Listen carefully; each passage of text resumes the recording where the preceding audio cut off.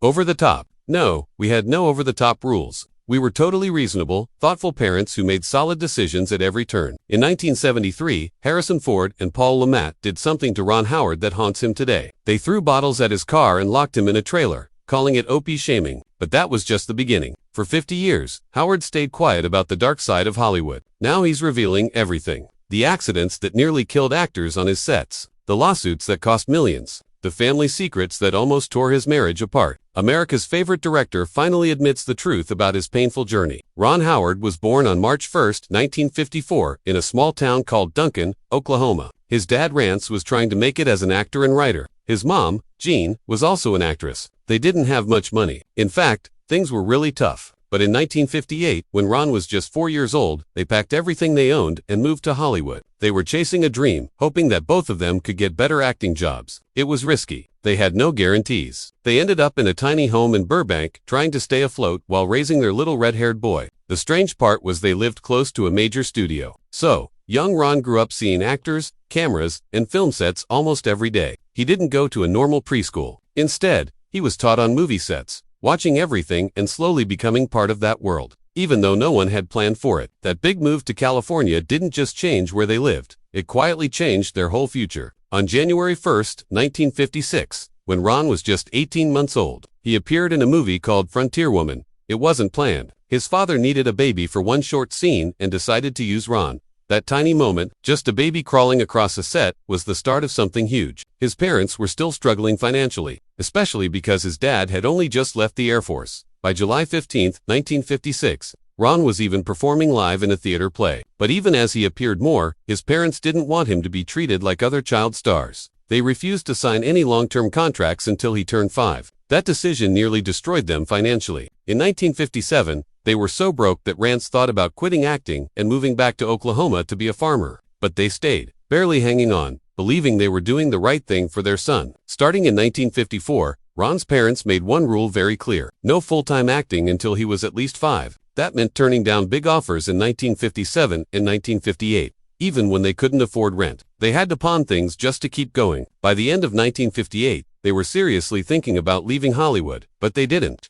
In 1959, Ron turned 5 and things slowly started changing. That year he was cast in a movie called The Journey, and for the first time, his name appeared in the credits. But it wasn't all happy. On set, other crew members made fun of his red hair and freckles. They called him names like freckle-faced freak. It broke his heart. His dad, who was also working on the set, got into an argument with one of the crew and almost lost his job. The job only paid $12,500, but it meant everything to them. That same year, his younger brother, Clint, was born on April 20th. Money was still tight. Their debt reached the modern-day value of about $5,000. But his parents stayed firm on protecting Ron. They kept him in public school. They let him be a kid as much as they could, even as the pressure grew. Then, in 1960, something huge happened. Ron landed the role of Opie Taylor in The Andy Griffith Show. He was just 6 years old. The casting process was long and hard. More than 300 kids auditioned, but Ron's natural charm stood out. The show began airing on October 3, 1960, and it became a hit. It ran for 249 episodes, and Ron was in 243 of them.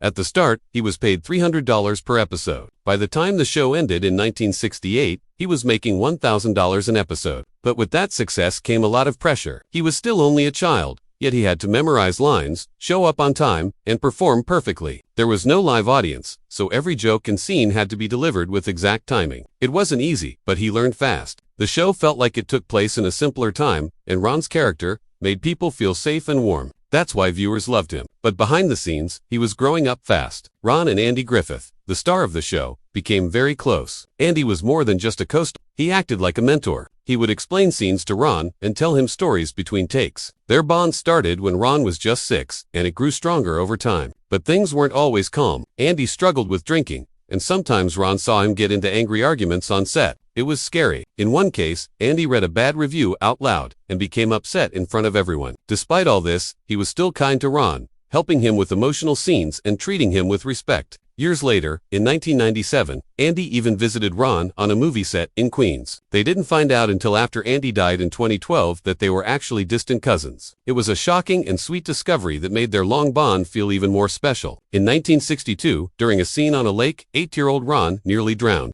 They were filming a fishing scene on a small boat when something went wrong. The boat tipped and Ron fell into the water. Andy Griffith saw it happen and jumped in without a second thought. He pulled Ron out. The producers didn't want anyone to know because it could damage the show's reputation, so it stayed quiet. But Ron never forgot it. There were no safety rules back then. Kids could work long hours, and accidents weren't uncommon. That near drowning left a mark on Ron, and years later, when he started directing films, he made sure every set had safety plans in place. By 1968, when the Andy Griffith Show ended, Ron was 14, but instead of getting more roles, he got rejected. Over 50 auditions in 1968 and 1969 went nowhere. Everyone still saw him as Opie.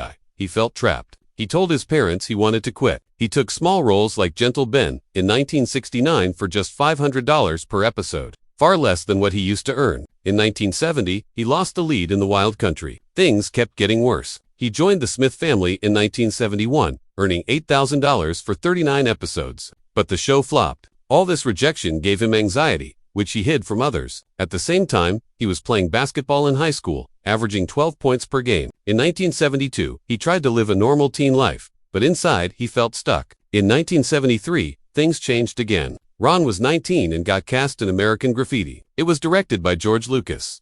Filming started in June in California. On the outside, it looked exciting, but behind the scenes, things were rough. Co-stars Harrison Ford and Paul Le Mat bullied him. On July 15th, they threw beer bottles near his car and yelled at him to dance. Opie, dance, and yelled at him to dance. Opie, dance. They locked him in a trailer on July 20th, making him miss rehearsals. They even spiked his drinks. All of it was because he had been a child star, and they didn't respect that. Ron stayed quiet. He later called it his only moment of Opie-shaming. Despite everything, he made it through and earned $10,000. Years later, Ford apologized, but the pain stuck with him. Back in 1970, Ron had met Cheryl Alley in high school. Their first date was on November 1st, and by December, a rumor spread that Cheryl was pregnant. They were just 16. The gossip exploded. In January 1971, Ron denied it in the school newspaper. In February, tabloids picked it up. He lost a TV guest role worth $2,000 because of it. Cheryl was devastated, but they stayed together. Ron proposed 3 times. She finally said yes in October 1974. They got married on June 7, 1975. They've now been together for 50 years. Ron often calls her his good luck charm. Money was still a problem after Andy Griffith. In January 1971, Ron started delivering newspapers. He made $150 a month and delivered 200 papers before school each day. He needed money to take Cheryl out, but on April 5, 1971, he was rear-ended by a truck while driving to an audition. He got whiplash and had to delay his next role. Medical bills hit $3,000. He didn't have insurance. He even sold his bike for $200. The pain stayed for years and affected how he moved during later film scenes. Even after American Graffiti became a massive hit in 1973, Ron didn't make what he deserved. The film made $115 million in the US on a tiny $777,000 budget, but Ron only got a flat $10,000, no share of the profits. He asked George Lucas for 1% worth over $1 million. Lucas said no. It hurt their friendship. Ron had to take a job on Happy Days in 1974. For $1,000 per episode just to have steady income. That show helped his career again and led him to directing. Back in January 1974, Ron Howard was just 19 when he started playing Richie Cunningham on a brand new TV show called Happy Days. The very first episode aired on January 15th and pulled in 11 million viewers. At first, the show focused on Richie's teenage life in 1950s Milwaukee. But by 1976, everything started to change. Fonzie, played by Henry Winkler, became the breakout star. Suddenly, ratings exploded. The show jumped to number 1, reaching 31 million viewers every single week. That same year, ABC executives came up with a new plan. They wanted to rename the show Fonzie's Happy Days to cash in on Fonzie's rising fame. In 1976 alone, Fonzie merchandise made over $1 million. But Ron Howard wasn't okay with it. He had been the star since the beginning, and now he was being pushed to the side. In November 1976, he gave the producers an ultimatum. If they changed the title, he would quit. Even though his contract lasted until 1980, he was ready to walk away. Everything nearly fell apart. But then the news leaked to Variety magazine on December 5th, and fans were furious. More than 10,000 letters poured into ABC. People didn't want the heart of the show to be lost. ABC gave in. They kept the original title, and Howard stayed. But something had changed forever. By 1977, the show was making $50 million a year. Yet Howard was earning only $25,000 per episode, while Winkler was pulling in $75,000. Howard later said in a 1980 interview that this moment was a turning point. It pushed him to think more about directing. Things on set weren't peaceful either. Around 1976 and 1977, when the show was at its peak, the cast started fighting over money and screen time. Anson Williams, who played Potsy, was making $12,000 per episode. That was half of what Ron Howard earned. He was frustrated and jealous. On November 16, 1976, during the filming of an episode called The Muckrakers, Williams reportedly stormed off the set. Gary Marshall, the show's creator, had rewritten a scene to favor Howard. Some thought it was favoritism. There were rumors of a physical fight, but nothing was ever proven. ABC tried to keep it quiet to protect their $50 million machine. Years later, in 2012, things got even messier. Williams and other cast members sued CBS for $10 million in unpaid royalties. They claimed they never got their share from all the merchandise. Just in 1976, over 5 million Happy Days lunchboxes were sold. The case was settled on April 4, 2012. Each of them received only $65,000. Williams said he never even made $100,000 a year, while the studios made millions. Howard wasn't part of the lawsuit, but in a 2025 interview, he admitted those moments almost ruined friendships. While still acting on Happy Days, Howard quietly made his first short film in early 1975. It was called Deed of Daring Do. Just 10 minutes long. He shot it during a 2-week break in March using only $2,000. Even Henry Winkler made a cameo. The film premiered at a small festival on June 15, 1975. There were rumors someone accused him of plagiarism, but nothing was ever proven. Back then, copyright laws were unclear. In fact, a fanfic lawsuit in 1976 forced other creators to settle for up to $5,000, but nothing tied to Howard. What really shook him was when producer Roger Corman asked for reshoots on April 20, 1975. It cost him an extra $500, almost wiping out his budget. The film later won a small prize at the Atlanta Film Festival on September 10. This little project pushed him to direct Grand Theft Auto in 1977. That movie cost only $600,000, but made $15 million. Howard married his high school sweetheart, Cheryl Alley, on June 7, 1975. The wedding in Burbank cost just $800. About 300 guests came, and Henry Winkler was the best man. Cheryl's father paid for it. Even though Howard was making $25,000 per episode, he wanted a simple wedding. They took a quiet 2-week honeymoon in Hawaii, starting June 8, 1975. There were rumors that tabloids leaked private photos and started infidelity stories in 1977, but there's no real proof. The worst of the gossip came later in 1978.